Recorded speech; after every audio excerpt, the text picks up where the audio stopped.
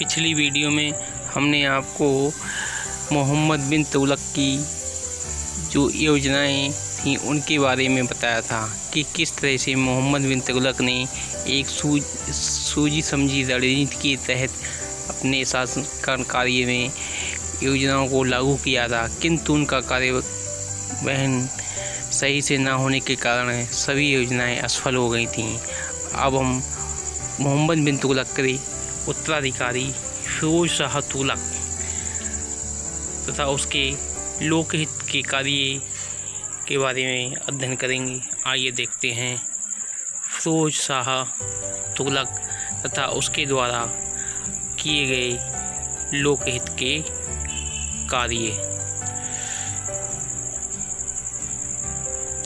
फिरोज शाह तुगलक 1351 ईस्वी से 1388 ईस्वी तक शासन किया था। 1351 ईस्वी में मोहम्मद बिन तुगलक की मृत्यु के बाद उसका चचेरा भाई फिरोज शाह तुगलक दिल्ली की गद्दी पर बैठा। मोहम्मद बिन तुगलक के शासन के अंतिम काल में साम्राज्य के विभिन्न भागों में बार बार विद्रोह हो रहे थे, अतः गद्दी पर बैठते ही सुल्तान के लिए पहली समस्या यह थी कि विद्रोह का शांत कर साम्राज्य के विघटन को कैसे रोका जाए। इसके लिए उसने अमीरों, सेना तथा उलेमा वर्ग को संतुष्ट करने का प्रयास किया और इस्लाम के नियमों के अनुसार राज्य प्रशासन चलाया। सुल्तान ने साम्राज्य को बढ़ाने के लिए कोई सैनिक अभियान नहीं किया। जो भी आक्रमण किए गए वह साम्राज्य की रक्षा के लिए किए गए। उसने उन्हीं प्रदेशों को अपने पास रखने की कोशिश की जिनका शासन केंद्र से आसानी से हो सकता था। उसका शासनकाल जन कल्याणकारी कार्यों के लिए प्रसिद्ध था। उसके द्वारा की गई लोकहित के कार्य। सिंचाई की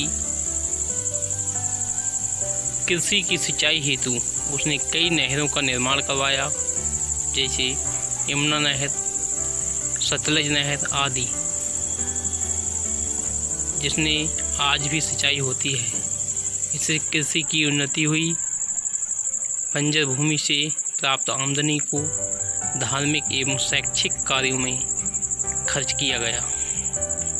सुल्तान ने जौनपुर, फिरोजपुर, फिरोजाबाद आदि नए नगरों की स्थापना की। उसने प्रजा के लिए सरायों, जलाशयों, अस्पतालों, बगीचों तथा पुलों का निर्माण एवं पुराने पुलों की मरम्मत करवाई। उसने दीवाने खैरात विभाग की स्थापना की, जिससे विधवाओं, अनाथों एवं लड़कियों के विवाह के लिए आर्थिक सहायता दी जाती थी। सरकारी खर्च पर योग्य वैद्यों द्वारा औषधियों एवं भोजन दिए जाने की व्यवस्था की गई थी। बेरोजगार लोगों को नौकरी देने हेतु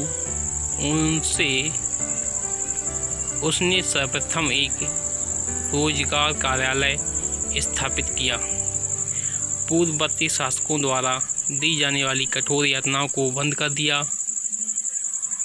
लोकहित के कार्यों के कारण फिरोज शाह तुगलक को याद किया जाता है।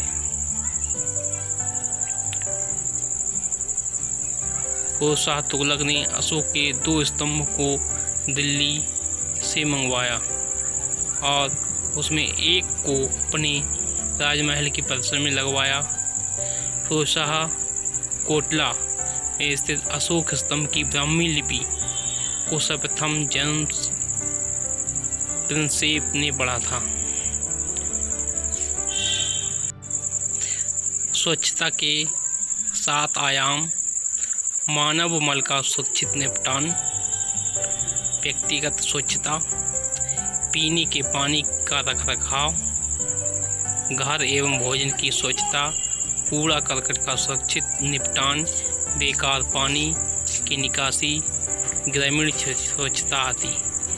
आज के लिए वीडियो में इतना ही, मिलते हैं अगली वीडियो में। धन्यवाद।